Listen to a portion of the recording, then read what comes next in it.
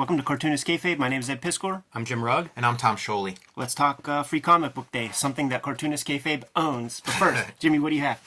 I have patreon.com/Jim Rugg, where you can download out-of-print comics and zines of mine, like this 2013 Street Angel sketchbook that I recently uncovered. You can see a lot of my original art, process, scripts, basically the way that I make the comics that I make. You can see all of that on my Patreon at patreon.com/Jim Rugg.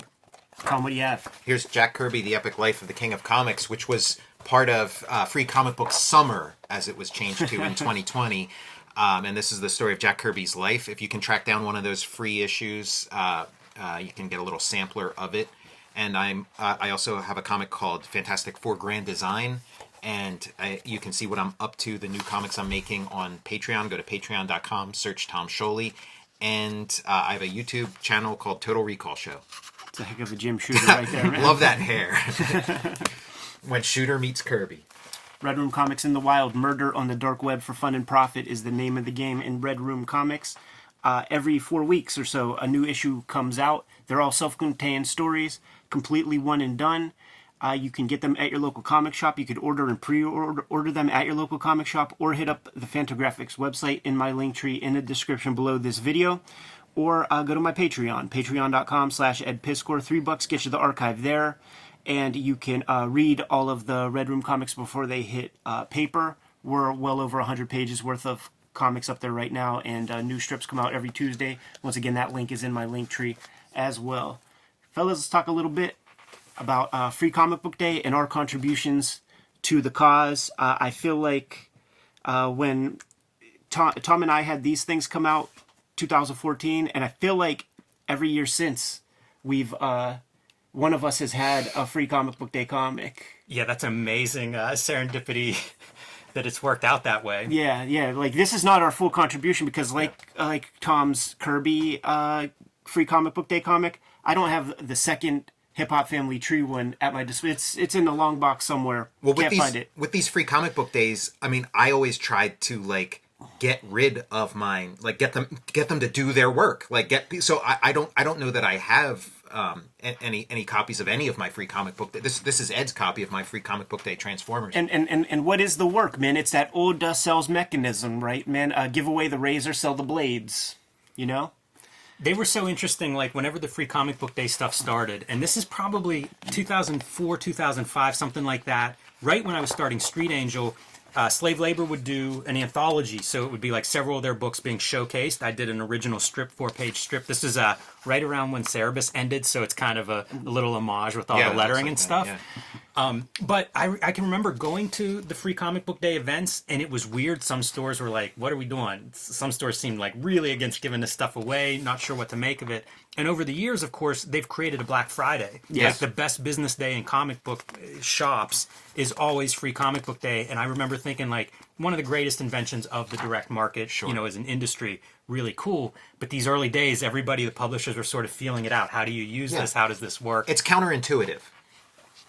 Yeah, but it's counterintuitive to the models of old business. Yes. But it makes perfect sense in the internet age, where we have all discovered that you could give your stuff away online with no fear that people will come up and buy your product if they like it. That was old logic. Yeah. Jim, just got to make note, man. How cool is it, man, that you're so old that newsprint has a nice yellow patina on it? You can see the edge is more yellowed. You know how newsprint gets? Uh-huh. Yeah, it's definitely aged a bit. Almost 20 years old. It's getting there.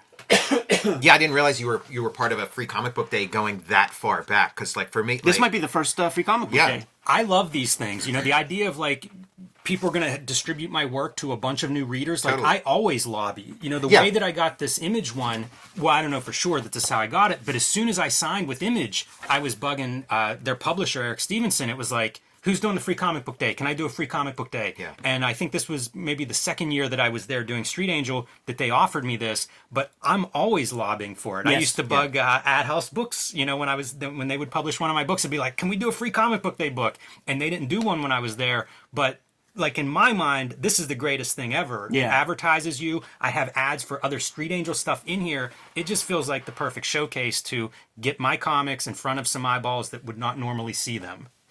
Just real quick, the Hip Hop Family Tree joint, designed by you, and in serendipity, Tom and I had 2 free comic book day comics that the same year. And I was hot and heavy in the midst of making the hip hop comics. The first 2 came out, very clear hit. Asked Fantagraphics, can I get the free comic book day comic? What it was traditionally would be, their most popular stuff. My thing is no slouch for you. Can I get that free comic book day joint? But my work schedule at the time was spending literally 7 days a week on the strips to get a new strip on boingboing.net every Tuesday. So I couldn't even fathom drawing a piece of original material for the free comic book day comic. Jimmy, you came through in the clutch. I mean, this cover is fresh for the piece, man. You came through in the clutch. You were like, let me design this thing. And you did some really fly shit, man. Yeah, where that writing. Everybody still thinks that they got an Eddie P. I still get feedback from people who are like, yeah, and I even got a signed version. Yeah, it's the one. Comic. It's the one piece I'm always I show reluctant up. to talk about is having those kind of notes, because the free and marker on the cover is one of those pieces of like, Yeah. it looks like you're doctoring things. There's stuff bleeding through some of these pages, Yeah, it's where real sick. it's like more marker marginalia. This was really fun. Fantagraphics, I don't know if they specified the ads they wanted. No, but that we was got our to choice, build yeah. those ads. So like the Dan Clowes ad, that's totally my artwork on that. But even doing the color, like an old school kind of like that 2-color printing process for the Michael Jordan book, very fun to fool around with a Michael Jordan ad. Yeah, man. When people like would pick up this comic, How I'd about see that them for a centerfold? smear their thumb on that free marker part, like trying to rub it. This piece right here, man. Straight from Paul's boutique. With the bleed through. When this comic came out, I was so excited, so stoked. You did all this stuff to get the bleed through and everything. And when we got the comic in, frickin' this glossy paper, and like I hooped and hollered and complained, and I was like, well, can I get the free comic book day comic for next year too, and have it on newsprint? And we did. And it was sort of similar idea where it was just ganging up like the best strips, but it was not original material because it completely didn't allow for the schedule. But while I was like doing some work putting this together, freaking Tom was sitting here in this studio. Maybe at the same table yeah, at the table that we we're filming this on. yeah, literally on this drawing table, drawing every single page of this thing, which Yeah. would have been one of like 13 issues of Right, this would be Transformers one G.I. Joe. of 14, because there were like 13 Okay, of yeah. the regular. This is like an extra one. And like, unlike your book, my thing hadn't come out yet. This Yeah. was like the first piece of my thing to come out. So they kind of had that much faith in like what I was doing here that like, they're like, we're going to make you like the flagship free comic book day book. And yeah, I did not take that lightly. I Yes. was like, this is a life changer. I'm going to put everything I can into this. And just like you, Ed and Jim, like I wanted the whole thing to be chock full. I wanted to put best foot forward, not waste a page. I was like, I'll do every single page in this. And they're like, well, we can only, we can only pay you for, blah, like 16 pages or whatever. So I was like, I'll work for free for the rest. They're like, we can't do that. That's illegal. And I was like, so I came up with like sort of workarounds and stuff to like fill this with as much content as I could.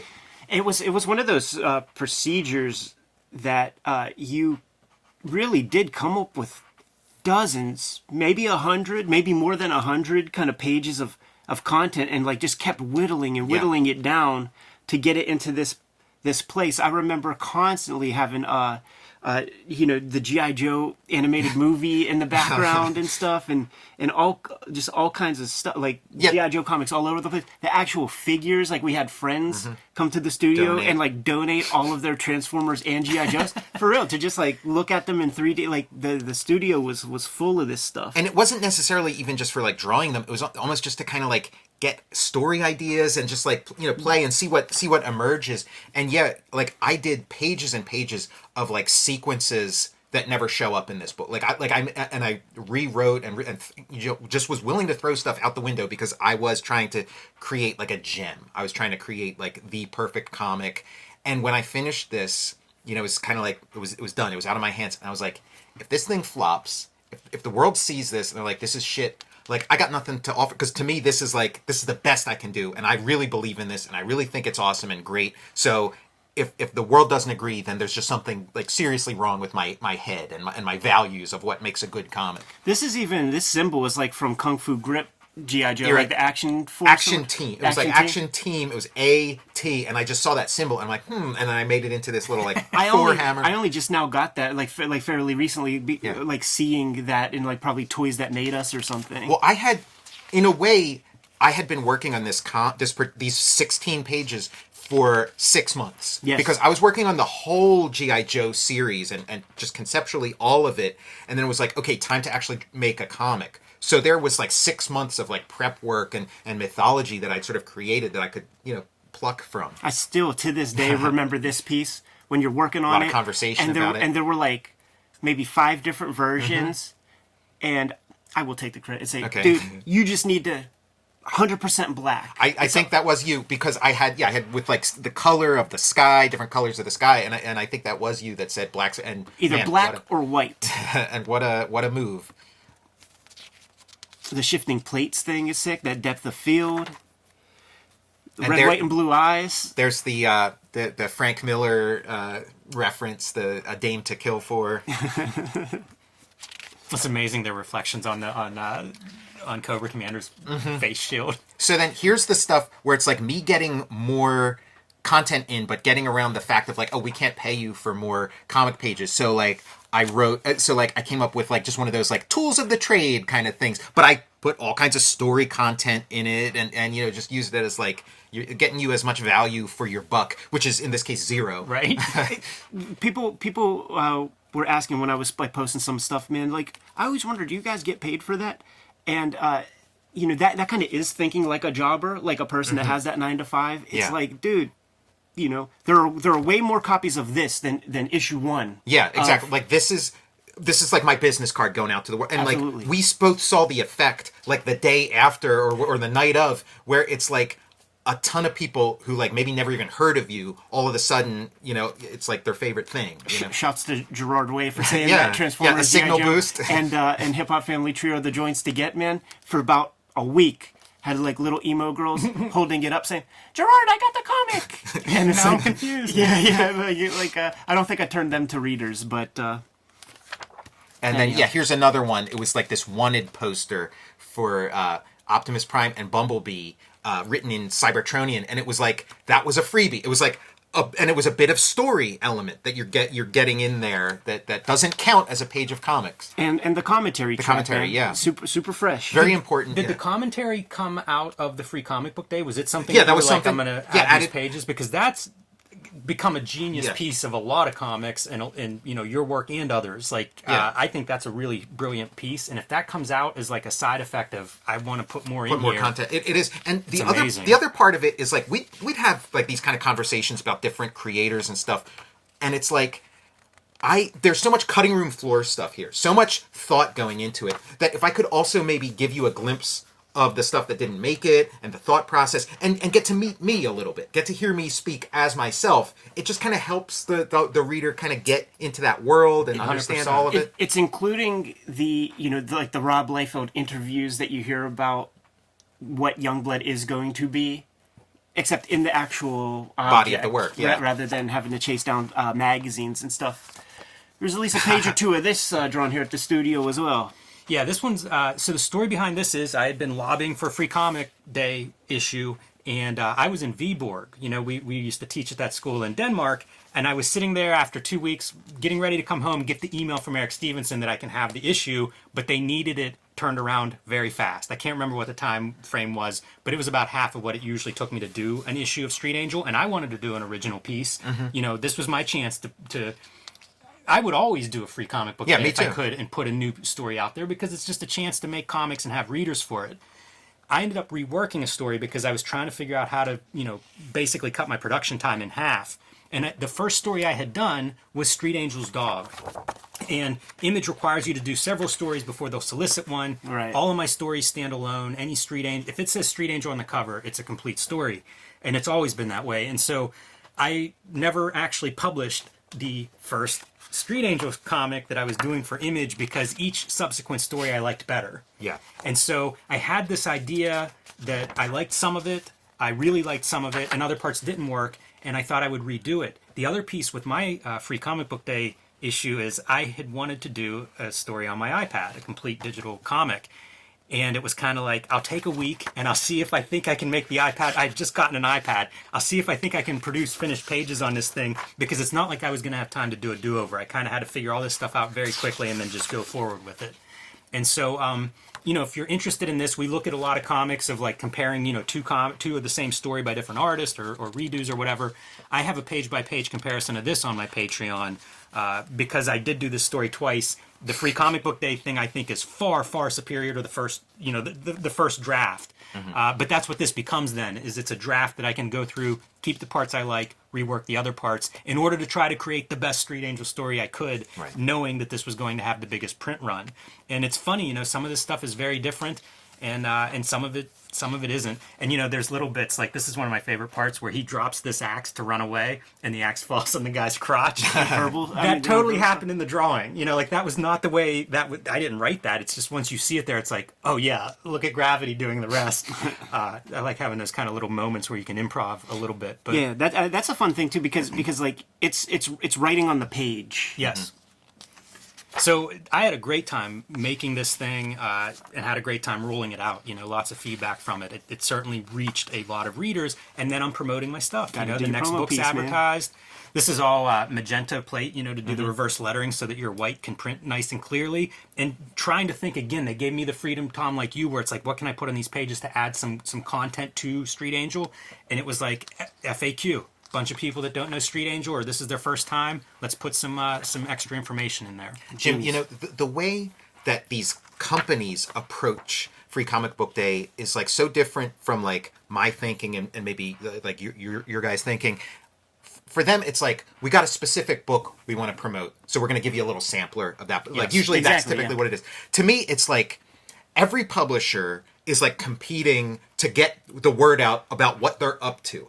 You got to put your best foot forward. And like, you're not just advertising like a specific comic you want to, you're advertising like just your whole thing, so like, let me do your Free Comic Book Day. If you want it to be a My Little Pony, even if I'm not the guy doing My Little Pony, let me do a My Little Pony, because I will put aside everything in my life and like obsess and bleed on those pages to make an amazing comic that is going to represent your company in like and myself in the best possible light. And I don't think very many creatives or executives approach it with that kind of thinking. I agree with you. I'll go one step further. The Street Angel books that I was doing at Image were big hardcover, oversized books, sort of like picture books. This was my chance to play with a full-color comic book. Like in my mind, it's format also. I just wanted to make the coolest comic book that I could make. Yeah, super great, man. And FYI, people at home, this story is collected in Deadliest Girl Alive. So whenever you're at your Free Comic Book Day this year, pick up Street Angel Deadliest Girl Alive, still in print and available from Image Comics. Yeah, speaking of free, I just got that at the library yesterday. Fantastic. Give away the razor, sell the blades. Absolutely.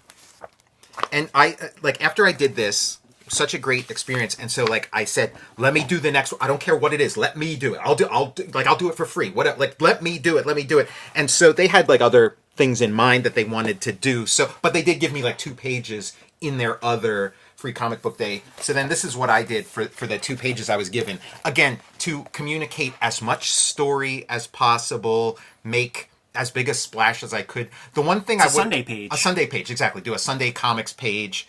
And a lot of like story elements are there that, but then also it's like readable in and of itself. The only thing I would have liked if they made it the centerfold, so you could like sort of pull it out and pin it on the wall. That would have been really awesome. It's ridiculous that they didn't even think in those terms, man. Now that you say that too, I'm mad that I didn't include a centerfold in here. Like, I'm trying to make this great comic, put a centerfold poster in there. Yeah. So this year it's not the first Saturday in May that Free Comic Book Day takes place. It's August 14th is this year 2021's Free Comic Book Day, and did my first original Free Comic Book Day comic where I did my own bleeding on the page, and in spite of like all the other like monthly deadlines and stuff, took a big chunk of time to make what is right now like the best comic I ever made. And people were criticizing me that like, you're giving away your best the best comic you ever made for Fools. $0 They're and fools. 0 cents. And I said, goddamn right, because not only is this the best thing I ever made, when the orders came in, because pennies on the dollar, everybody takes a pay cut to make Free Comic Book Day happen. There's more copies of this than any of my Hip Hop Family Tree big volumes, you know? So we'll see if it does the trick. The thought with this was, I packed this thing, 33 pages of original comics. There's only this space right here to do any promo work. See that Cartoonist Kayfabe piece, man? We never stop putting the Outlaw Comics Cartoonist Kayfabe logo on the work, promoting the issues. We have a different cover for the trade paperback, and the paperback is different now. We just put that to bed. 208 page paperback edition, chock full dozens of extra materials. The team at Fantagraphics, Eric Reynolds, put a little piece describing kind of like an introductory statement about what Red Room is. And then my thought was, what we were preparing for, Jim, was that this comic, we didn't know when Free Comic Book Day was going to go down. We were assuming that it was going to be in May. And my idea was we release issue 1 and the Free Comic Book Day like on the same week. The cool thing is that I'm going to have 3 issues out that will be out like when this is out, and it'll be a cool precursor for like the 4th issue. But there are 5 stories in here. Each story is completely self-contained, but factors into its corresponding issue. So the first story is a little bit of a prelude to issue 1 of Red Room, and you see right here, man, you read Red Room, The Antisocial Network, #1 for more Alabama Dracula. You'll see more of him in there, man. Issue number 2 is the Poker Face issue. So this story is designed to prime the pump for the Poker Face character, give you a little clue into the character, and what these strips are about the people who read Red Rooms. Single page strips, showing you people from kind of different economic stratum and how they interact with Red Room culture, movies, all of it. This story called Clickbait was something I was being a little formally playful, but when you have a Free Comic Book Day comic, it's going out to the masses. It's going out. That's another conceit of this comic, was that these stories had to be PG. For my own, like, you could go mature, but why would you when there's a million random people coming to shops that might not go to the shops otherwise? Like, I need to be. You could see grotesque imagery, but the usual blood and guts is not going to be a part of this comic. That said, I wanted to be a little formally experimental with this strip here called Clickbait that goes along with the 3rd issue, where I wanted all of the story beats to be told in clickbait headlines.